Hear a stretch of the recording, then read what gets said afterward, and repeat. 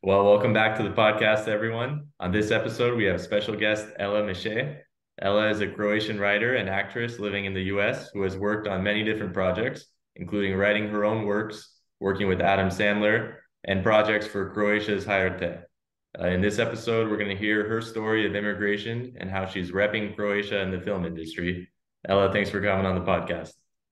Thank you, Stanko, for having me. And I think it's wonderful that you have your own podcast displaying all of us fantastic Croatian people around the world. So Uh, thank Yeah, I'm glad you're enjoying it. I appreciate you taking the time for coming on the podcast here. I know you're busy, you've got a busy career. But before we get started with that, I want you to tell us a little bit about growing up because you were born and raised in Trogir. How was you. that? I've never been to Trogir. Yeah, Trogir is one of the most beautiful places, in the coast. As most of us that come from the coast would say about our smaller or bigger towns or islands. I was born in Trogir, and I moved to the States when I was 12 because of my mom's music career. My mom's a singer, and we didn't know if we would stay right away, but it just sort of happened that we just ended up staying for so long. But yeah, growing up in Croatia, to me, it's at an early age, it was like stuck in time. So, I remember friends from like fifth grade, and I still, every time I see them now, in the Riva or something, I'm like, oh, hey, to me, they're still 12. To me, we kind of pick up conversations from years gone by, and it's always has some sort of big nostalgia and sentimentality to me, and it's so wonderful to see my friends go on and have families, great careers. So I miss it. The big challenge when I moved here, I didn't really speak English whatsoever. And I mean, I understood a bit, but what made it worse is that I was very, very shy.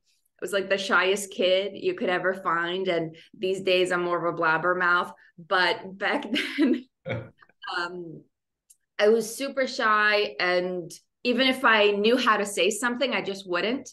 And I used to just read a lot. I like very nerdy, spend time at the library with like an English American, translating dictionary. This is before we kind of had flip phones. They couldn't really do what our phones do today. So it was very tough when I first moved, and I hated it here. And I was like, I want to go home to my grandpa and just like a set life that we had. It was really beautiful growing up, and then slowly but surely, sort of grew to love America as well, and found myself here. It took a while, but Well, that's a huge change. Yeah. Is it you were what, 12 years old when you left?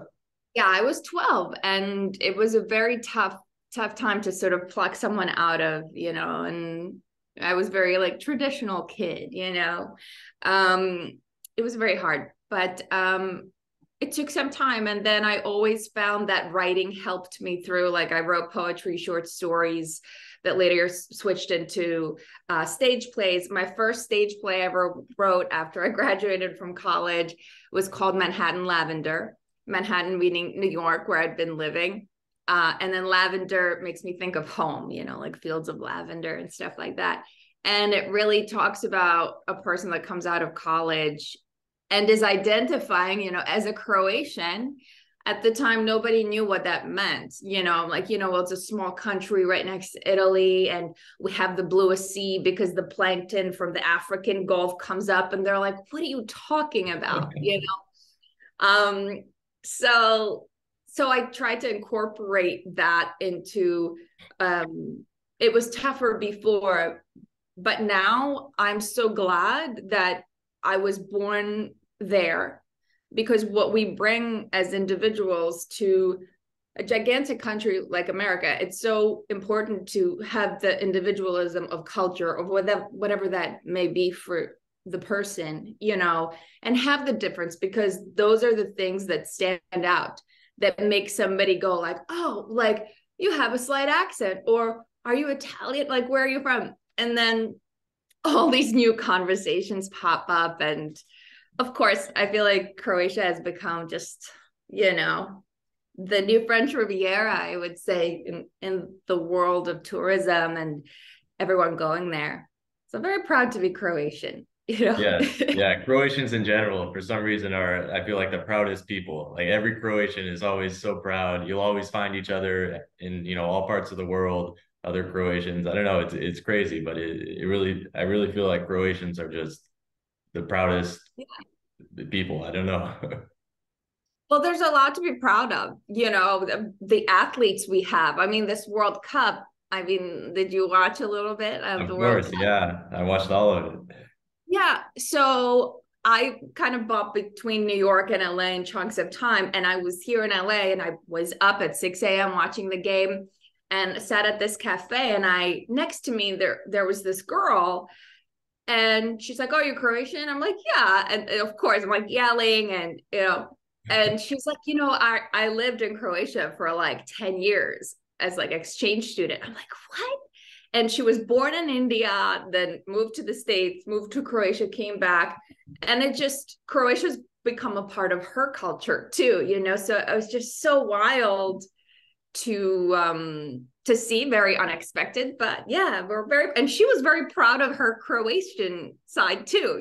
She was rooting on, it was just wild. So Oh, that's pretty cool to see. I sort of one more question on that line of thinking before, we get into your career a little bit.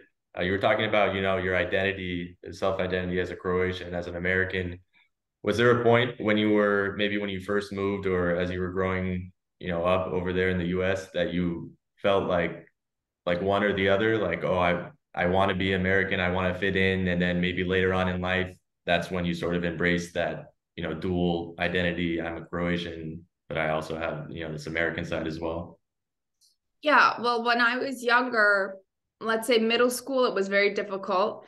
Um, a lot of kids get bullied, obviously, in school, and my bullying had nothing to do with like being Croatian. It was just like being young and kids picking on each other. So it was very tough. But later, what's funny is when I'm here in the States, I don't feel American enough. When I'm in Croatia, I don't feel Croatian enough because there are particular things like let's say people here in the States say, "Oh my God, you kind of have like a different mannerism, outside from like a thin, a pinch of accent that comes in and out sometimes." But they're like, "Oh, you could tell that I'm different, that I wouldn't like do certain American things." Like it took me a very long time to like wear sweatpants, but back in the day, which is like a very American thing to me. Uh, I still cannot do the flip flop thing and sock thing out here in LA. I still cannot do that. Um, so for me these days, for a while I felt like I don't really belong in either place. But then as always, you have to flip it to the positive. It's like I get the best of both worlds. mhm. And I feel like if I had been born here, I would have been cut off of so many little things in life that you learn, let's say, through your grandparents, through your parents that live in a different place, where simple things like in Croatia, growing up, we had stuff, we had things. Let's say Christmas, you get one or two things. There was never a thing like I came here and then my stepbrothers and stepsisters would open up like 20 presents. And I'm like, why? I would feel so, not that my parents couldn't afford it. They could, but I would just feel so odd. Like there's just so much here. And I feel like a lot of times people in the States kind of never mind the fact that there's so much opportunity, so many things. You don't just get like one carton of milk, you'll just get like three. Buying in bulk, I feel like, is a US thing versus back home. I don't know, maybe. And I'm talking like about the 90s. My grandpa used to go to the grocery store every day to get the fresh bread and it smelled so good and fresh. And just like those things that like when I walk the streets of Trogir, I still smell it. And the people that are long gone, they come back through the smells and these beautiful little traditional things. That's what I miss the most. But I appreciate both. I think having two makes me like a different, fuller person to myself. Mm-hmm. I Well, we were just talking off camera. You mentioned that you're able to go back, what, once a year, almost every summer?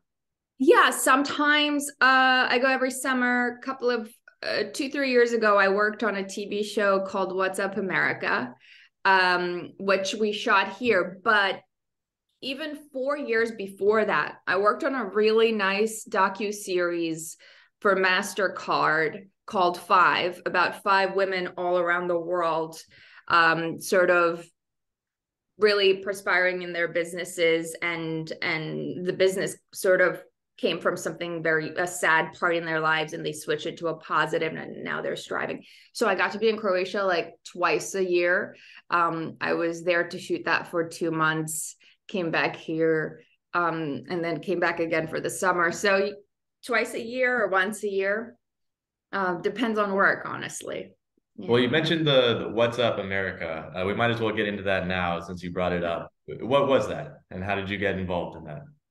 So What's Up America was during the what I like to call the COVIDian era.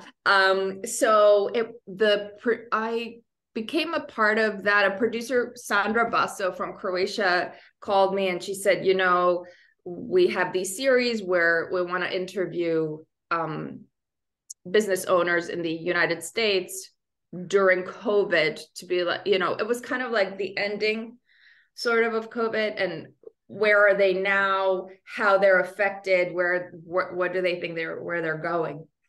And so we did a bit in New York. It was the West Coast, Washington, sort of interviewed like all these people. The producers from Croatia were supposed to come here, but at the time, all the European, like everything was kind of shutting down and nobody could, I guess, come to the States. I believe that was what was going on. So I was on the airport on the way to Seattle, and she called me. She's like, I can't come. You're going to have to run the show by yourself. Like, it was myself, camera, and sound. And that was it. So I had to write the stories, interview the person. And every 2 days, it was a new city. I'm like, okay, great. No problem. Sure. And I really love that kind of work, especially like docu-series where you get to, ask questions. To me is like easier. And you get to learn so many wonderful people around the States. So that's how that came about. And the co-host was, Croatia's renowned Mr. Goran Milić, who's, had a tremendous career. So, and funny enough, up until today, we've only ever met through Zooms. So made the show, went on HRT, and it was during COVID. So it did really well. Everybody watched it. And I believe they're on third season now. I think it's called What's Up Israel or something. So, yeah. Oh, that's pretty cool. It sounds like a cool experience. Have you been able to, do you have plans to work with any other, because that was only for a Croatian audience, right? Did they dub everything into Croatian or subtitles? It was all in Croatian. I spoke half Croatian, half English in it. And it was all for Croatian audiences. And I believe it's maybe on YouTube now too. I'm not sure what kind of the deal is with the TV station there. I don't know what. Mm-hmm. Do you have plans to continue working on projects with Croatia or in Croatia? I would love to. Yeah, I would love to shoot a movie there. I would love to. Most of my work kind of has been here, outside of those two. But I would love to. I would just love to. Yeah, beautiful scenery for shooting movies, especially I guess like summer movies. Lately, there's been a lot, I think, or a couple. So many films, TV shows. It's the most beautiful backdrop. You can make it look, it's medieval. It could be contemporary. It's a beautiful place. Yeah. Mm-hmm. Well, aside from Croatia, what sort of other parts of your career have you been involved in, as far as, writing and acting? Mm-hmm. So I've, graduated from Academy of Dramatic Arts in New York as an actor. Started off with, acting a bunch, writing stage plays, which moved into writing like short films and features. So these days I act, produce, direct, and write, obviously.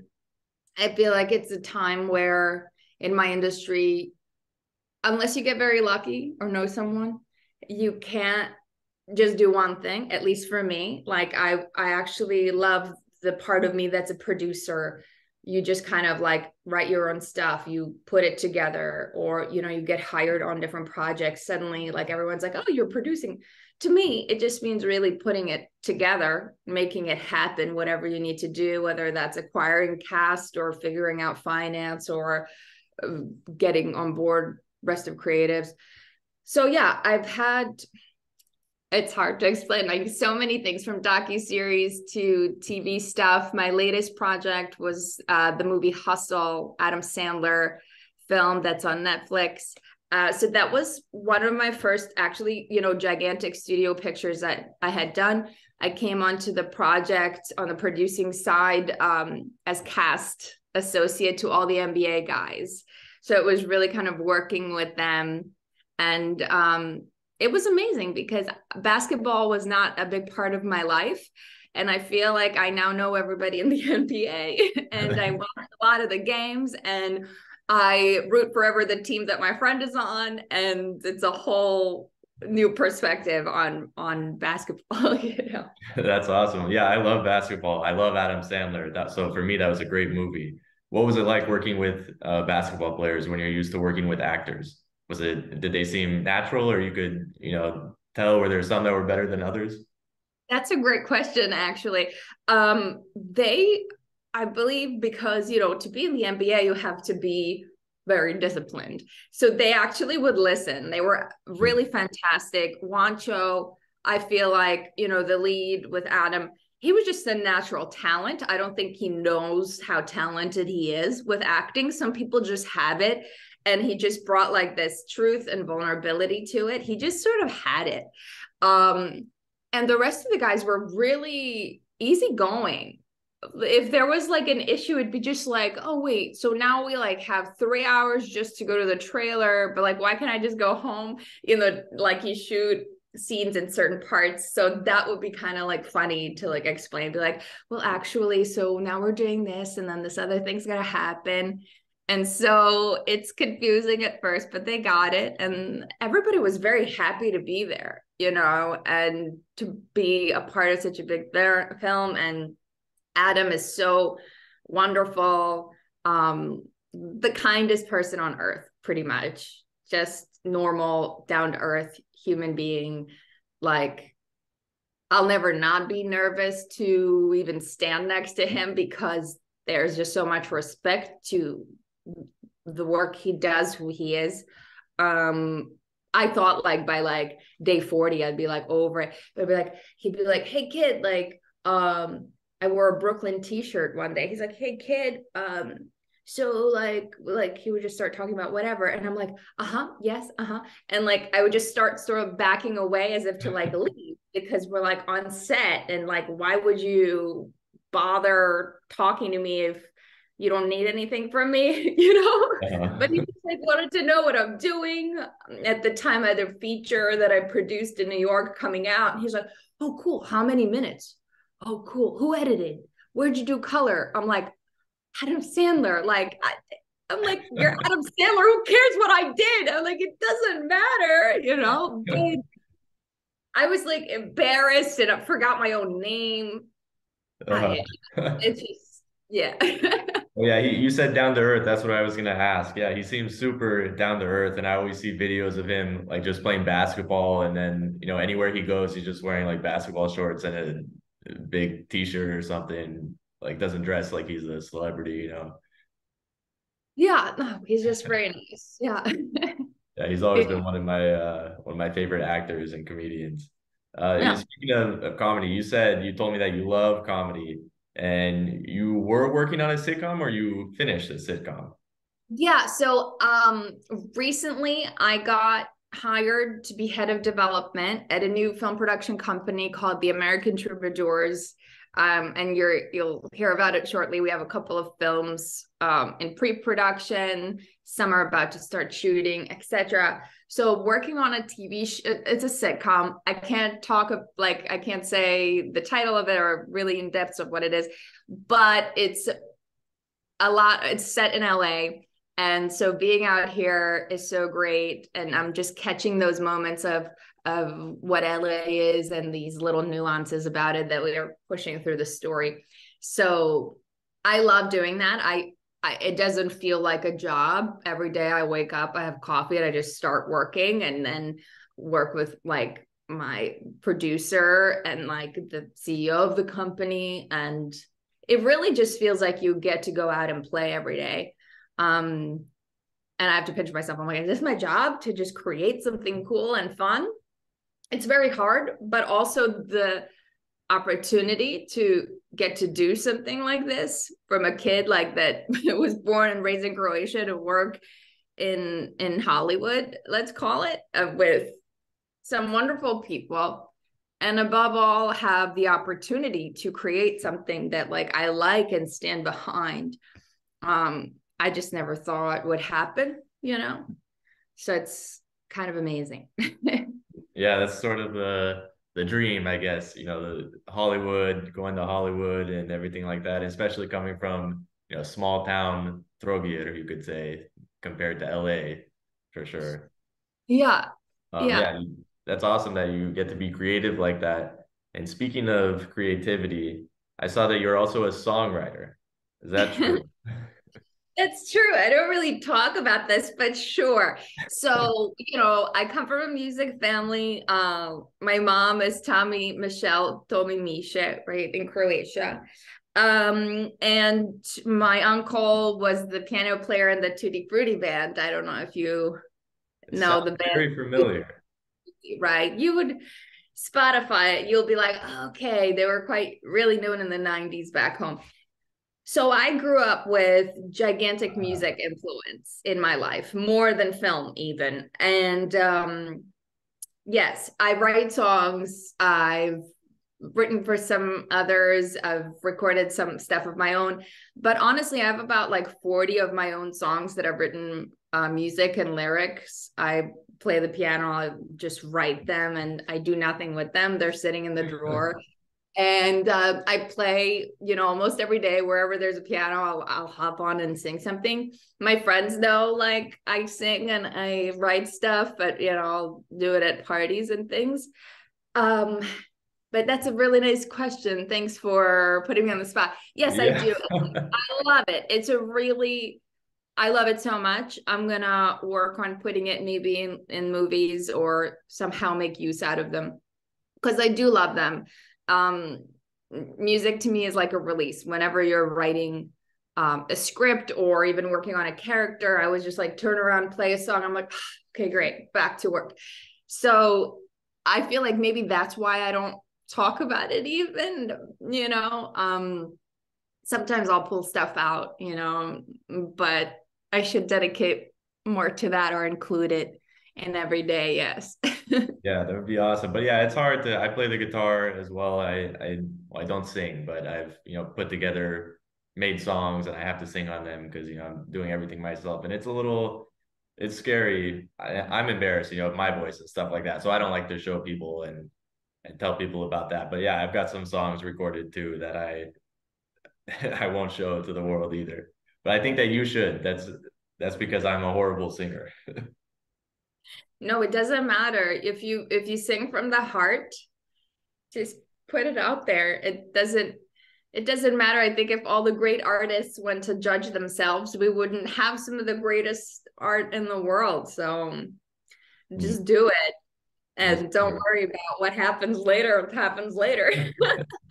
Well, I do worry about that. So, but I'll try to take your advice. I've got one last deep dive question that I found on, I want to get the acronym right. I think it's NCAAF, the Croatian Federation, when you were on the list of 40 under 40, top 40 under 40 Croatian Americans. And I saw that you were on SNL in a sketch with Daniel Craig. Yeah. Okay. The Croatian Federation of something Association something. I'm gonna have to I'm Google that good. right now so I don't get it. Uh, it's been a couple of years. Yeah, that was like a great honor to be appointed, and I met so many other wonderful like 40 under 40. But that happened like when I was under 30 too. So it was like, whoa, this is cool. It's nice to be recognized that it's a wonderful group and an organization. And what I love the most is that they had this big event and I got to meet other Croatians similar age from all around the states, and that I just loved it. And they're just extraordinary people, really great humans, wonderful, successful group of young people. Daniel Craig SNL thing. This is what it was. It was about, it's been some time. So when 007 came out, this was like 7 years ago, I want to say. Yeah, about 7 years ago, that movie came out. So my agent calls me and it was like 7 p.m. and she's like, hey, do you have a belly dancing outfit? Do you know how to belly dance? And I'm like, yeah, of course. And I'd never belly danced in my life. And she's like, okay, so can you come into an audition? It's like for SNL, a belly dancing scene. It's like an intro scene that leads into a Daniel Craig whatever scene with like the Charlie's Angels parody. Basically, that was the thing.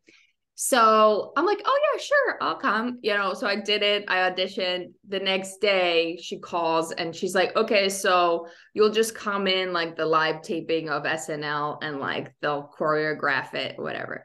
So that was my bit with Daniel Craig. And he just looked amazing. He looked like Madame Tussauds, like in a suit, like perfect.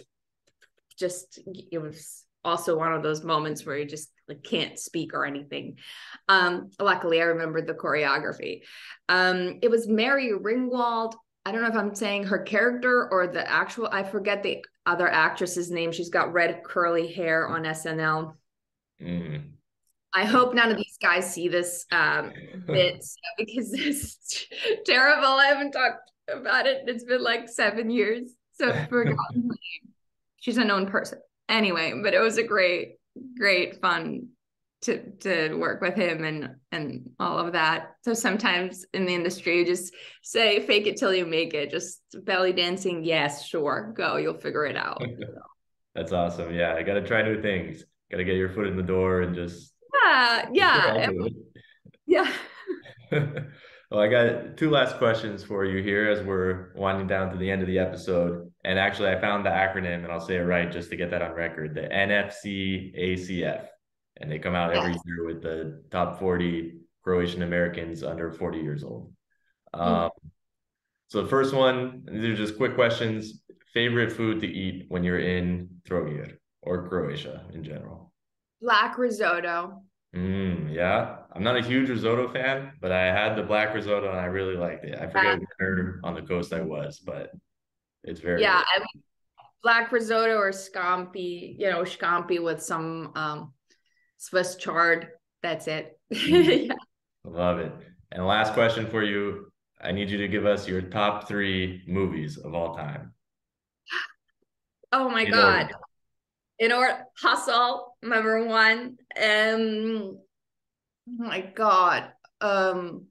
Everything Ever by Guillermo del Toro. Okay. Love him. And Great Expectations, the film with Ethan Hawke and Gwyneth Paltrow. That's also maybe a decade old film. Wow. I was expecting some comedies, some Adam Sandler or something. Well, I started with Adam. I started with Hustle. But no, I Hustle, love. I did. Okay, I didn't understand Hustle what. Yeah, well, that was a great movie. and then classic films. Yeah. Yeah, well, that's good then. You got a good mix there. Well, I want to thank you so much for taking the time to come here on the podcast. If you want to shout out, your website or Instagram or any, social medias or any links, you can do so now before we end the recording. I suppose follow me on Instagram for more fun and what I'm up to at Ella Mische. Thank you. Okay, great. And I'll have you send me those links if you don't mind, and I'll put them in the description, so everyone listening can go ahead and click on that. But Ella, thank you so much for coming on the podcast. I really appreciate it. Thank you for having me, and thank you for doing this. I think it's a fantastic platform. So thank you so much. I appreciate that. Thank you.